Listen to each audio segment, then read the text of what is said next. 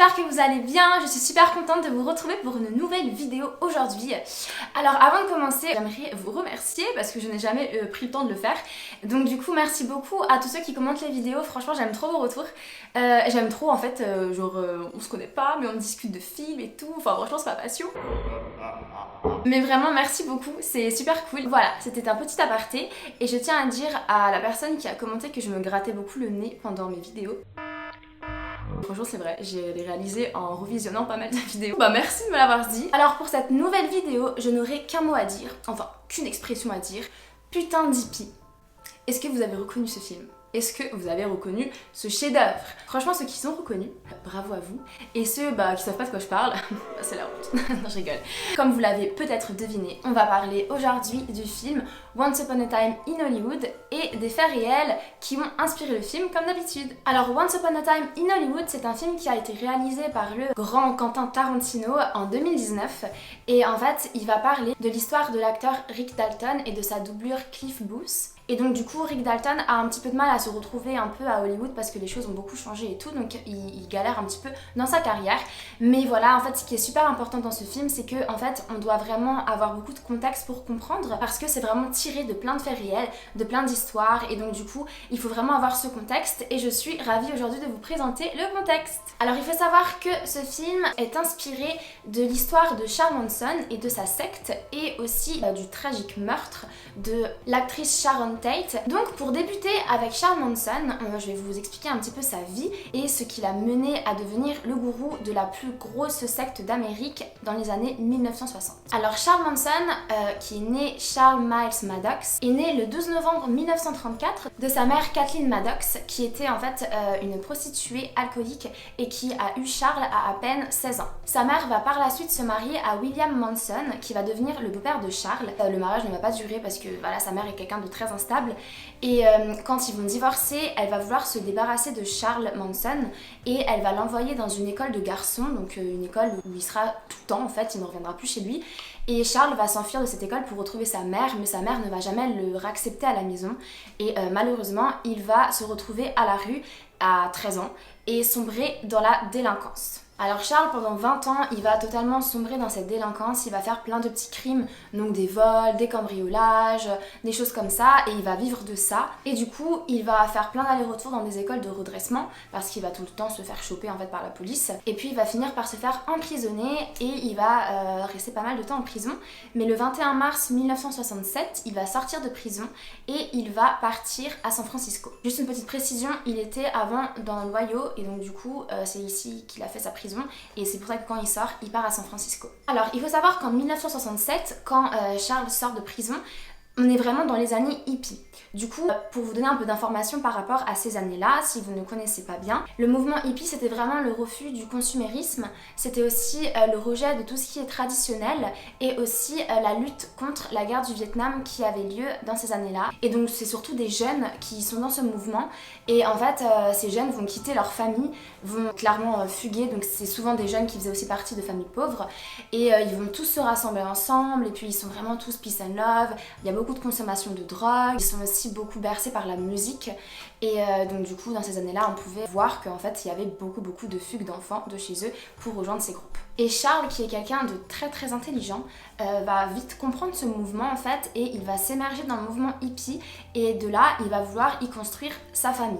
Et donc sa famille, ça ne sera pas vraiment une famille, c'est plutôt clairement des adeptes de sa secte et il va réunir pas moins de 100 adeptes qui l'adorent, qui le prennent pour un prophète, qui ils disent clairement que c'est la réincarnation de Jésus-Christ et même Charles s'autoproclame la réincarnation du Christ. Et donc parmi ces adeptes, il y avait beaucoup de filles, des filles très jeunes, des filles qui en fait avaient quitté leur famille, qui retrouvaient un peu un père en Charles.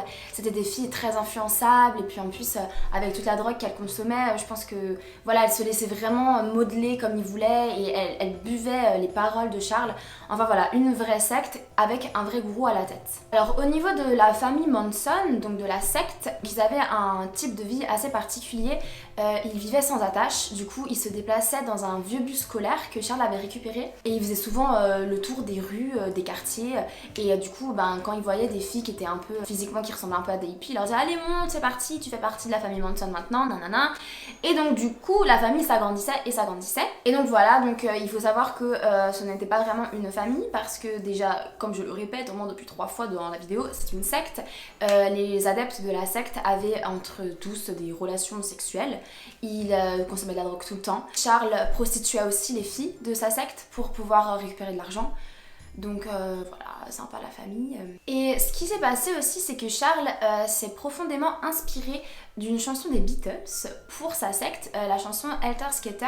Ne me demandez pas pourquoi. Mais en fait, il a commencé à comprendre les paroles, mais à les comprendre à sa façon. Et en fait, pour lui, les paroles de la chanson et le clip signifiaient que la population noire d'Amérique à ce moment-là voulait prendre le pouvoir sur la population blanche et que en fait voilà, il y aurait une guerre raciale qui allait arriver d'ici peu. Donc je tiens à préciser que ce n'est pas du tout la chanson des Beatles qui raconte ça, c'est vraiment la compréhension que Charles avait sur cette chanson qui est une compréhension totalement fausse. Et aussi il est très important de vous situer un petit peu le contexte de l'Amérique dans ces années-là.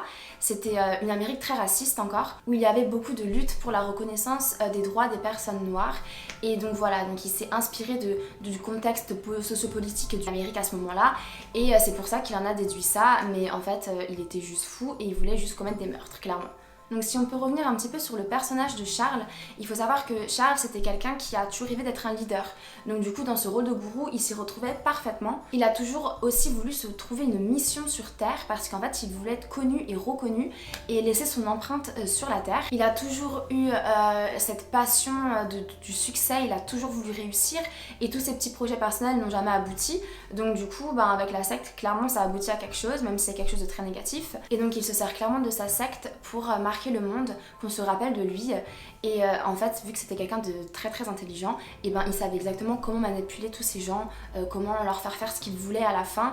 Et donc du coup voilà, ça marchait comme sur des roulettes pour lui. Je sais pas pourquoi je fais ça. Et donc du coup, dans l'été 1969, par rapport à ce qu'il a dit de sa philosophie, où il pensait que les Noirs voulaient prendre le pouvoir sur les Blancs, il va commencer à organiser une série de crimes. Et il va viser des personnes blanches et riches pour qu'en fait, que la police croie que ce sont des personnes noires qui ont commis ces crimes. Et en fait, surtout qu'on accuse le mouvement Black Panther. Et du coup, cette histoire va nous conduire au meurtre de Sharon Tate, donc je vais y venir de suite. Donc Sharon Tate c'était une actrice de l'époque, elle était en couple avec le réalisateur Roman Polanski, je pense que vous en avez tous entendu parler vu tout ce qui s'est passé il y a quelques mois. Elle est aussi mannequin. Et donc du coup, Sharon va rencontrer Roman Polanski en 1967 et ils vont se marier à peine 6 mois après. Donc ils n'avaient pas le temps. Elle va aussi très vite tomber enceinte, à peine 25 ans, elle est enceinte de leur premier enfant. Et donc voilà, donc le couple a un futur très prometteur, une actrice mannequin, un réalisateur, un bébé en route, tout va bien et ils sont très heureux. Le 9 août 1969, Sharon va aller au restaurant avec ses amis. Donc parmi ses amis, il y avait son ami et son ancien amant, parce qu'il y a une histoire avec cet homme auparavant, avant d'être avec Roman Polanski. Donc cet homme s'appelle Jay Sebring. Il y avait aussi son ami et ancien scénariste Frykowski et sa femme Abigail Folger qui était l'héritière des grands cafés Folger de l'époque. Comme vous pouvez le voir, ce sont tous des gens qui sont issus de la richesse, qui sont vraiment très très riches. Et donc du coup, c'était les parfaites victimes pour la secte de Charles Manson. Petite précision, il faut savoir que Roman Polanski ne se trouvait pas là à ce moment. Il était en Europe en train de tourner un film et donc du coup Sharon était sans lui. Donc les amis rentrent à Cielo Drive qui se situe à Hollywood et là en fait se cachent 4 personnes envoyées par Charles Manson pour tuer ces gens. On y retrouve Susan Atkins, Linda Kasabian, Patricia Krenwinkel, Tex Watson.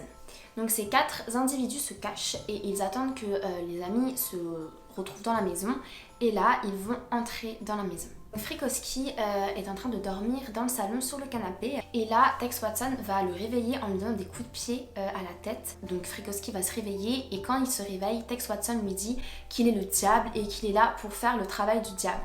Imaginez vous vous réveillez et on vous dit ça. Mais franchement la peur qu'il a dû avoir, j'imagine même pas. Et après, les autres membres de la secte vont chercher les 3 autres personnes qui dormaient dans la maison et ils vont tous les ramener au salon en les attachant à des poutres. Ils sont assez violents et à un moment même, Sebring va dire aux membres de la secte de faire attention à Sharon parce qu'elle est enceinte. Et du coup, vu qu'il a pris la défense de Sharon, ils vont lui asséner 7 coups de poignard et le blesser très fortement. Et Frykowski va aussi commencer à se démener et à essayer de se détacher, et là Watson va lui donner des coups de couteau à la tête et va aussi lui tirer dessus. Du coup, voilà, son compte est bon. Du coup, il faut savoir qu'en tout, Frykowski a reçu 51 coups de couteau. C'est énorme, c'est horrible. Et là, petit disclaimer parce que malheureusement Sharon Tate va aussi mourir et du coup vu qu'elle est enceinte, ça peut peut-être choquer certaines personnes. Donc si vous ne voulez pas savoir ce qui s'est passé, peut-être zapper quelques secondes de la vidéo. Et donc du coup Sharon va commencer à les implorer, à pleurer, de la laisser en vie, de la prendre en otage mais de la laisser en vie pour qu'elle puisse donner naissance à son enfant. Il faut savoir qu'à ce moment-là, Sharon Tate était enceinte de 8 mois et donc vraiment elle était prête à accoucher. Et Susan Hopkins va lui donner 16 coups de couteau, dont quelques-uns dans le ventre, et va la tuer de cette façon. Et puis après, quand ils seront tous morts, les membres de la secte vont prendre le sang de Sharon et ils vont inscrire sur les murs avec son sang « pig », qui veut dire porc en anglais. Donc voilà, face à cette scène absolument horrible, la police va vite être alertée. Et du coup, Susan Hopkins va commencer à parler de ce crime un petit peu autour d'elle parce qu'elle en est absolument très fière. Et elle va en parler à une voisine qui va être très choquée et qui va aller la dénoncer à la police. Et donc, la secte de Charles Manson vont se faire arrêter. Et donc, les 5 membres qui ont fait ça, je compte bien sûr Charles Manson car il était à la tête, vont être arrêtés et il va avoir leur procès en 1970. Et pendant le procès, il faut savoir que personne n'a de remords. Vraiment, les gens de la secte, enfin les 5 membres de la secte n'ont absolument aucun remords. Les filles, en allant au procès, chantaient.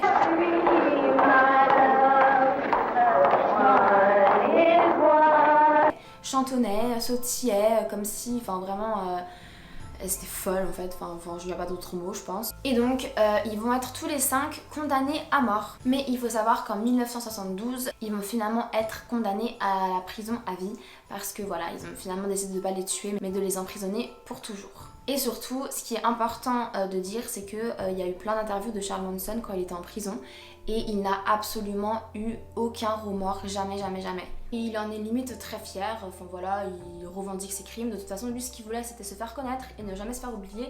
Et c'est un peu ce qui se passe parce que ce crime était tellement horrible. Et en plus, j'ai parlé de celui-ci parce que c'est celui-ci qui a inspiré le film, mais il faut savoir qu'il y en a eu plein d'autres. Et Charles Manson va mourir le 19 novembre 2017. Voilà, c'est la fin de cette vidéo. J'espère que vous avez aimé cette histoire. C'est quand même une histoire assez connue. Si on s'intéresse un petit peu aux sectes d'Amérique, c'est vraiment Charles Manson qui ressort en premier.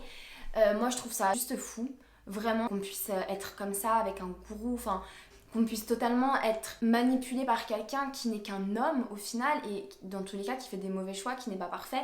Et vraiment, genre que les gens se laissent complètement guider jusqu'à tuer des gens. Enfin, vous vous rendez compte, ils ont tué une femme enceinte de 8 mois, c'est totalement horrible. Dites-moi ce que vous en pensez dans les commentaires comme d'habitude. S'il y en a qui comprennent un peu quelle est la méthode de manipulation des gourous, pourquoi est-ce que ça marche, pourquoi est-ce que ces gens les suivent et leur font une confiance aveugle. Vraiment, ça m'intéresserait de savoir. Et aussi, si vous connaissez d'autres sectes, ça m'intéresserait beaucoup de savoir. En tout cas, moi je vous laisse là pour aujourd'hui. Merci beaucoup à ceux qui ont regardé la vidéo et au revoir!